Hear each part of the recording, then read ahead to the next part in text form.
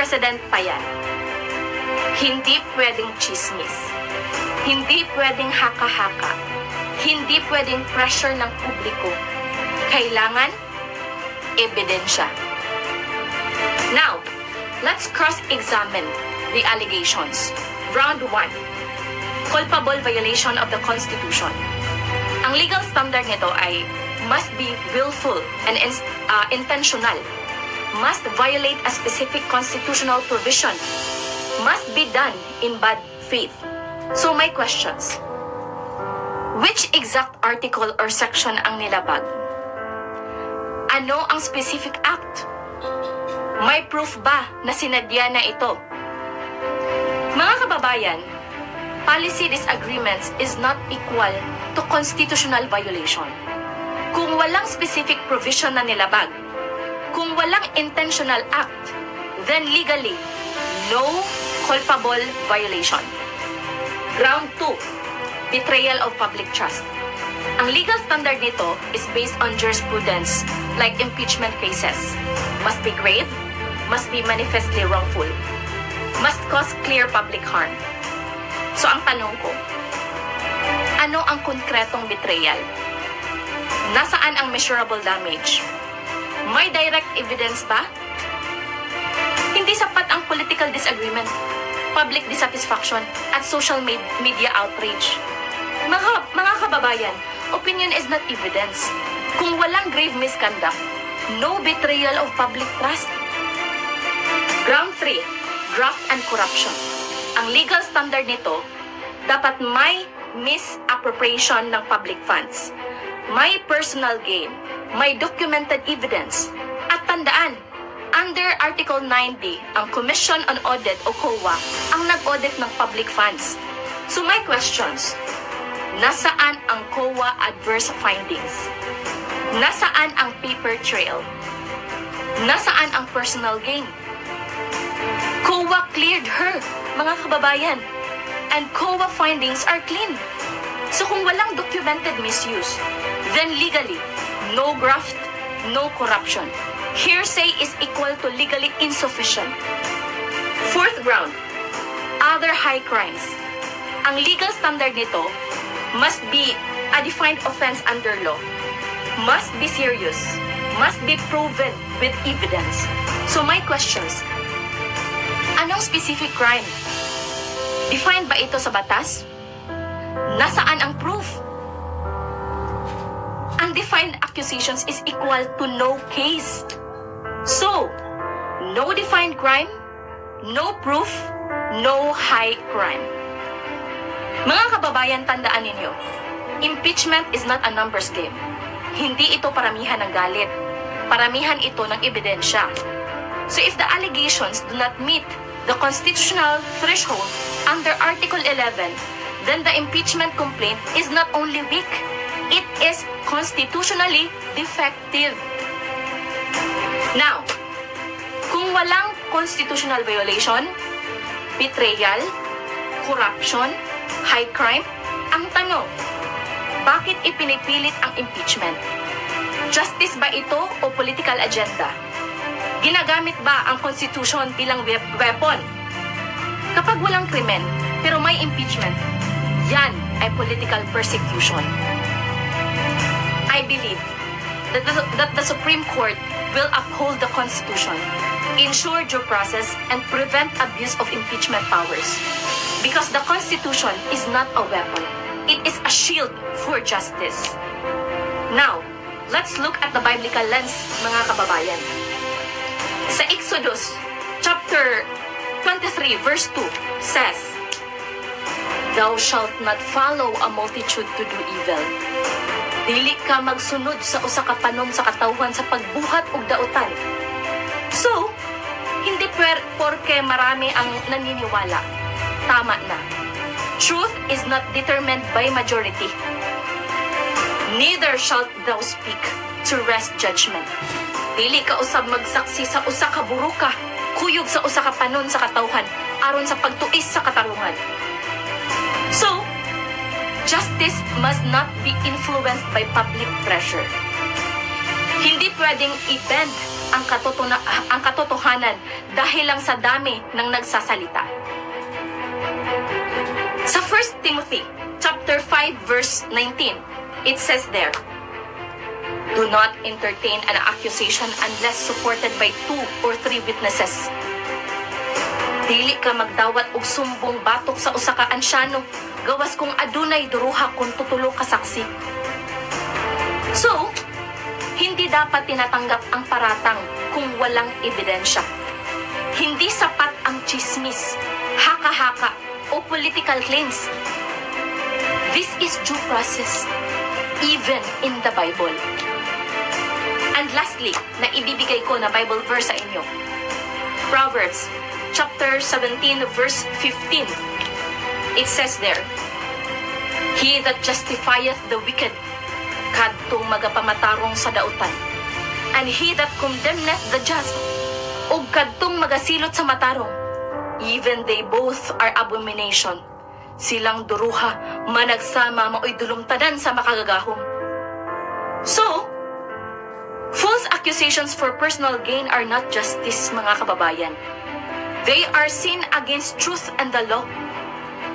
Parehong mali ang pagdepensa sa may sala at pagparusa sa inosente. Kung pinaparusahan ang walang kasalanan, ito ay hindi lang injustice, kundi kasalanan. So mga kababayan, malinaw na walang constitutional violation, walang betrayal of public trust, walang graft o corruption, at walang high crime. The impeachment complaint fails in form and substance. I stand with Vice President Sara Duterte, not for politics, but for the rule of law, due process, and fairness. Impeachment is serious business. Kung mahina ang kaso, walang impeachment, walang justice. Ma'am, sa impeachment ni VP Sara opinion naman po. Ma'am, unsa imo reaction sa impeachment ni VP Sara kay luoy na ko niya? Unsa pud imong opinion about sa impeachment ni VP Sara? Shout out sa inyo mga sir. Sir Jump Jump, Sir Reynaldo Beltran, at Sir Reynante Ganap Mabasa. Hello po sa inyo at maraming salamat sa inyong mga comments po. Mga kababayan, welcome to my POV again. Let's get straight to the point. Ang impeachment complaint laban kay Vice President Sara Duterte ay hindi simpleng opinion. Ito ay isang constitutional process na dapat nakabase sa ebidensya, batas, at due process. Hindi sa politika, hindi sa personal na galit. Mga kababayan, linawin lang natin. Ang impeachment is a formal legal process to charge high-ranking officials for serious wrongdoing. Hindi pa ito parusa, accusation pa lang ito, na dadaan sa masusing proseso. At malinaw sa 1987 Philippine Constitution, Article 11, Section 2, ang pwedeng ma-impeach ay President, Vice President, Supreme Court Justices, Constitutional Commissioners, at Ombudsman. At ang grounds lamang ay culpable violation of the Constitution o mga kasalanang paglabag sa Constitution, treason o pagtataksil, bribery o panunuhol, graft and corruption, other high crimes, and betrayal of public trust. And take note, exclusive list ito. Hindi pwedeng dagdagan, hindi pwedeng imbintuhin. So what's the process, mga kababayan? Under Article 11, Section 3, complaint is filed in the House of the Representatives. Then, the House has the exclusive power to initiate impeachment. At kailangan ng 1/3 vote para umusad, and the Senate has the sole power to try and decide. At sa Senado, hindi ito political stage. Ito ay isang hukuman. Evidence must be competent, admissible, substantial.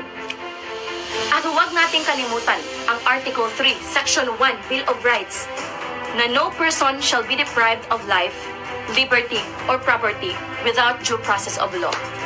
So, ibig sabihin mga kababayan, kahit Vice President pa yan, hindi pwedeng chismis, hindi pwedeng haka-haka, hindi pwedeng pressure ng publiko. Kailangan ebidensya. Now, let's cross-examine the allegations. Round 1. Culpable violation of the Constitution. Ang legal standard nito ay must be willful and intentional, must violate a specific constitutional provision, must be done in bad faith. So my questions, which exact article or section ang nilabag? Ano ang specific act? May proof ba na sinadya na ito? Mga kababayan, policy disagreements is not equal to constitutional violation. Kung walang specific provision na nilabag, kung walang intentional act, then legally, no culpable violation. Ground 2, betrayal of public trust. Ang legal standard nito is based on jurisprudence like impeachment cases. Must be grave, must be manifestly wrongful, must cause clear public harm. So ang tanong ko, ano ang konkretong betrayal? Nasaan ang measurable damage? May direct evidence ba? Hindi sapat ang political disagreement, public dissatisfaction, at social media outrage. Mga kababayan, opinion is not evidence. Kung walang grave misconduct, no betrayal of public trust. Ground 3, graft and corruption.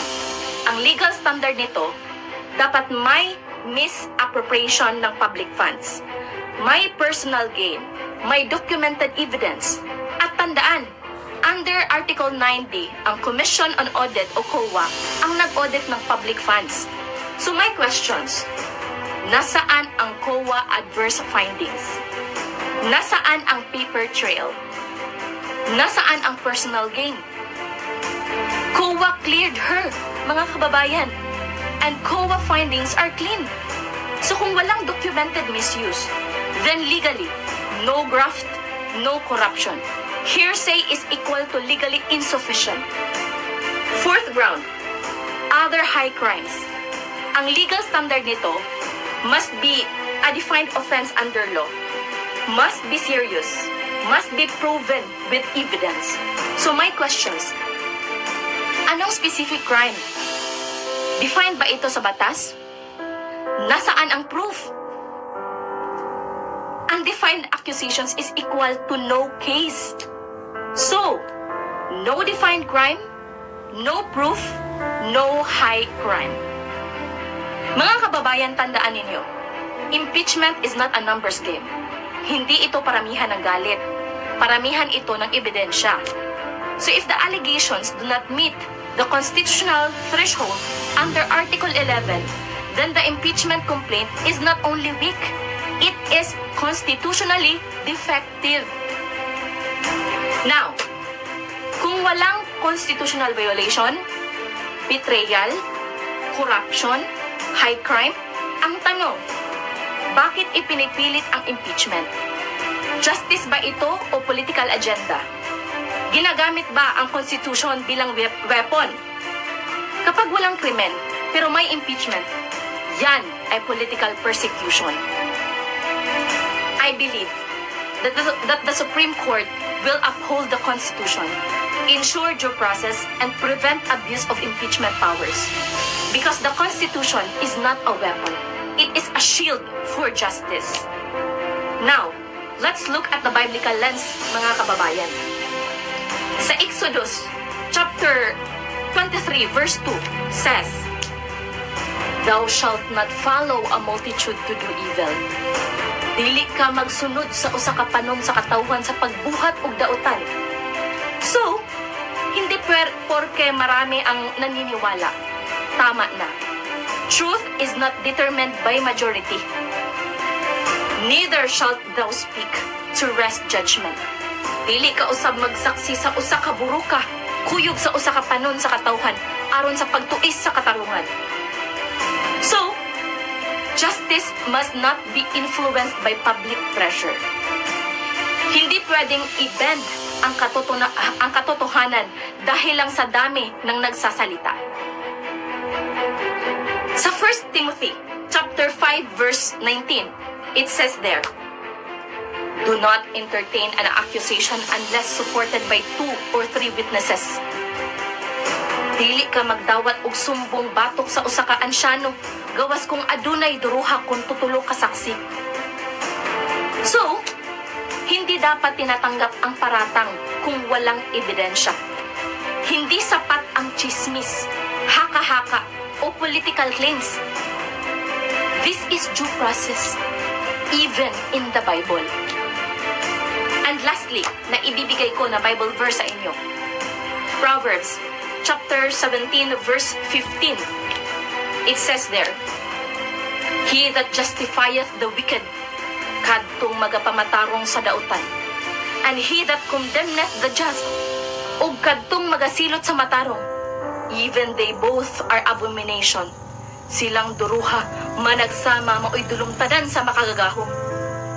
So, false accusations for personal gain are not justice, mga kababayan.